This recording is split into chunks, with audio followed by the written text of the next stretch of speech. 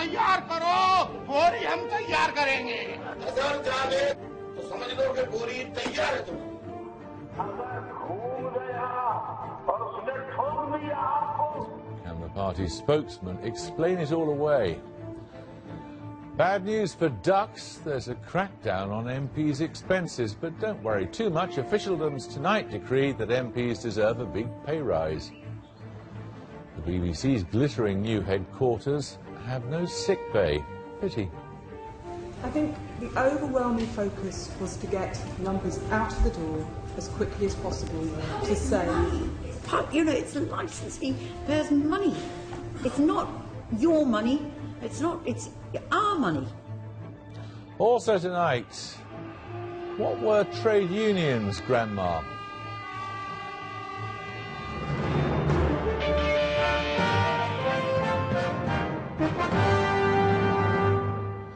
Britain has a long history of offering refuge to victims of persecution, but supposing it was instead offering sanctuary to an organisation which was using Britain as a base from which to threaten and persecute others.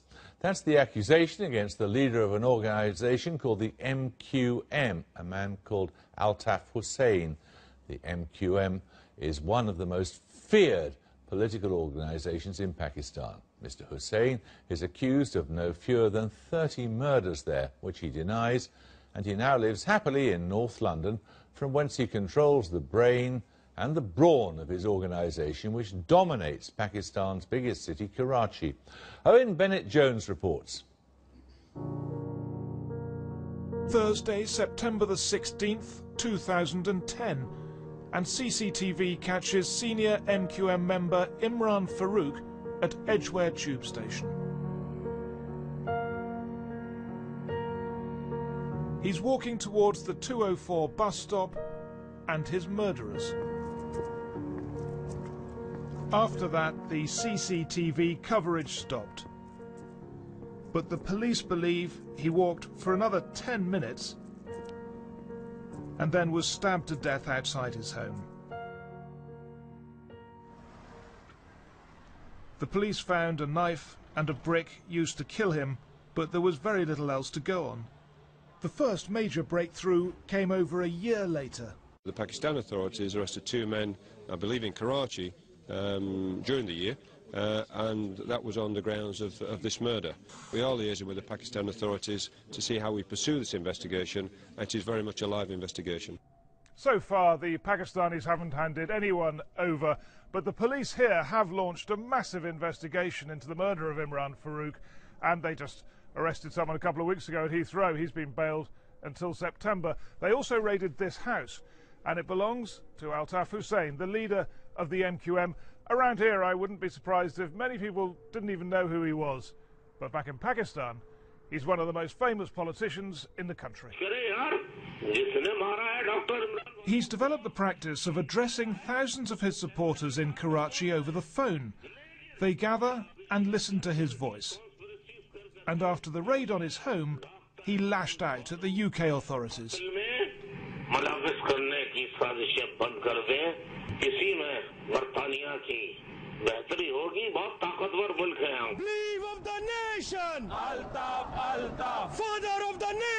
Altaf Hussain has been a UK resident for over 2 decades. He's got a British passport. These are his party headquarters in Edgware. It may be a long way from Pakistan, but from here he exerts total control over his party.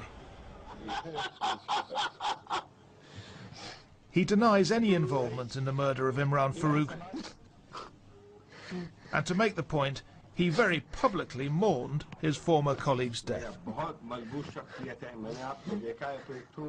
In their raids, the police found hundreds of thousands of pounds of unaccounted for cash, and that's led to a money laundering investigation. And the Metropolitan Police are also formally investigating Altaf Hussain for something else, whether he's using his London base to incite violence in Pakistan. By any standards, Altaf Hussain uses rough language.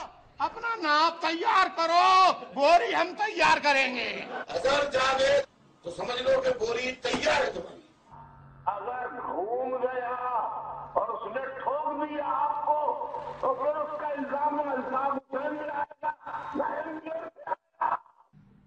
वो तुम्हारे बाप का पेट फाड़ कर. The police are now assessing whether those speeches and others like them breach the law. So what does the British law say? We asked a London-based Urdu-speaking barrister to look at some of the clips and to make an assessment. Well, for those to be potentially terrorism offences, one would have to have the use or threat of force, which seems to be there on some of the clips, made for a political cause, and the MQM is a political body, designed to influence the government, and all three seem to be made out. When one looks at the body of material that Newsnight has gathered, it does look as though there's a case to answer, because there is, it appears, an intention that the listener, or the person against whom a threat is being made, should take it seriously. Highlighted here, the most senior MQM leader in Pakistan.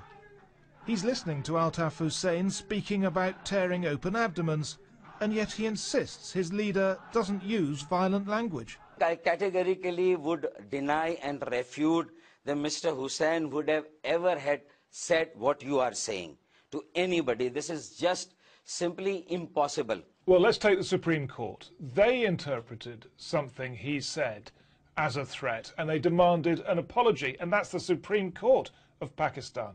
If something that may have come as a result of a kind of some emotional outburst or gesture that may have come, so then we are open to criticism also, we are open to correction also, and that is what Mr. Altaf Hussain has always retracted from such statements which may have caused and may have hurt the sentiments of the people of Pakistan or the institutions of Pakistan.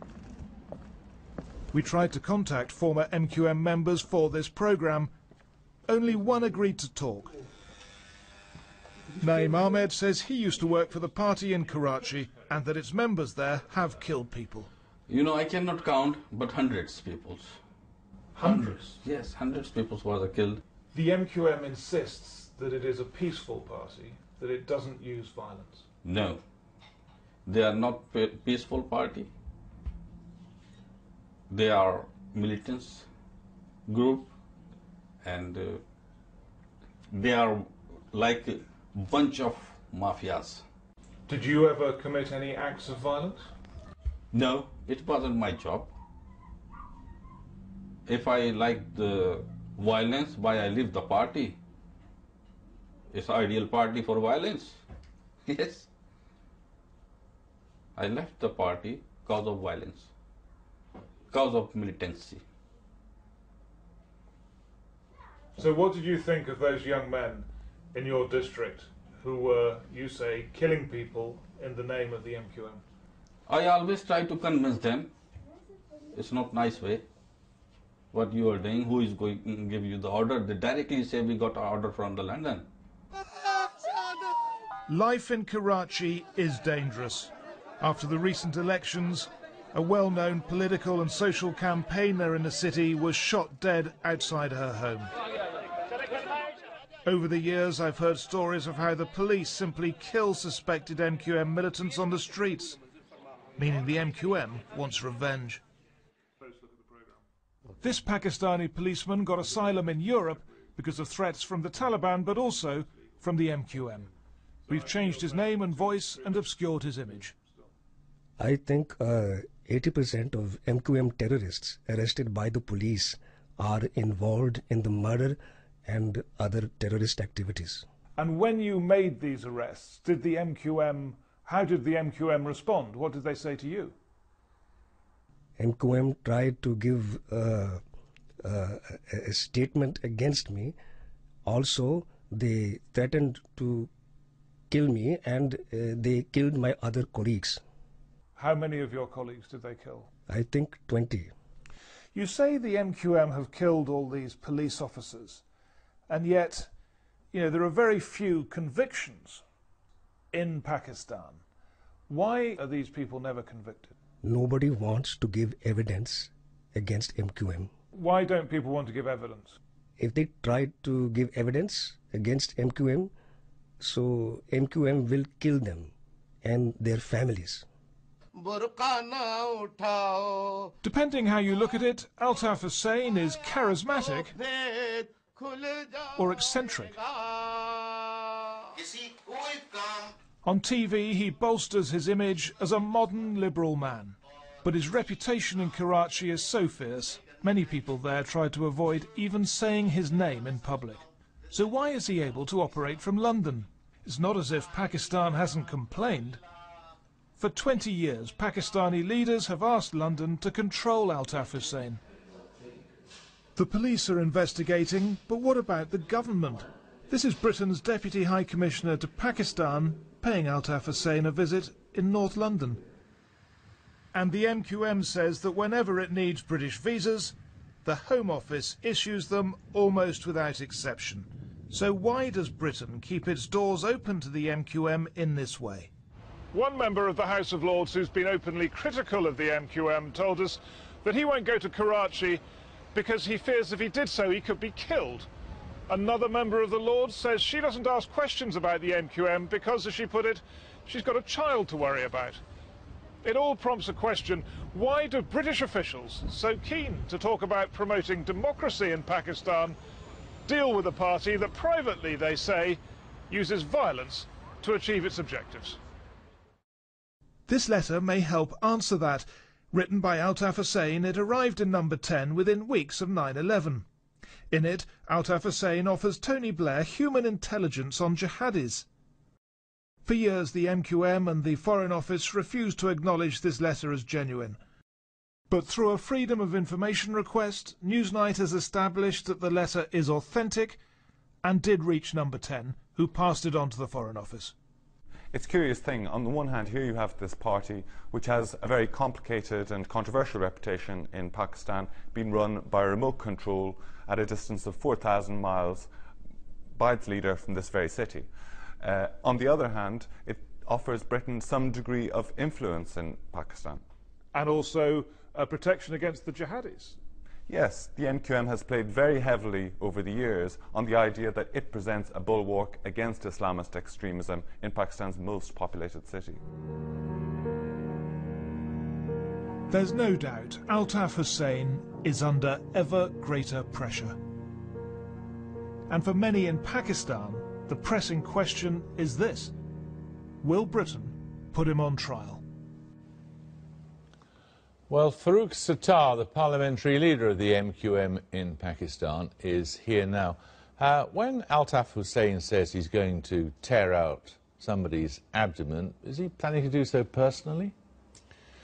Jeremy Paxman, what I have to say after I watched this documentary, that BBC, though, is a very reputable organization, but it seems that there has been some influence of the pro-Taliban and radical forces while this documentary was being prepared. You don't deny that he said this. You don't deny he said that he would tear out someone's abdomen. Whatever his statements have been I just want to reply to it personally, that's all. They have been all referred to out of context.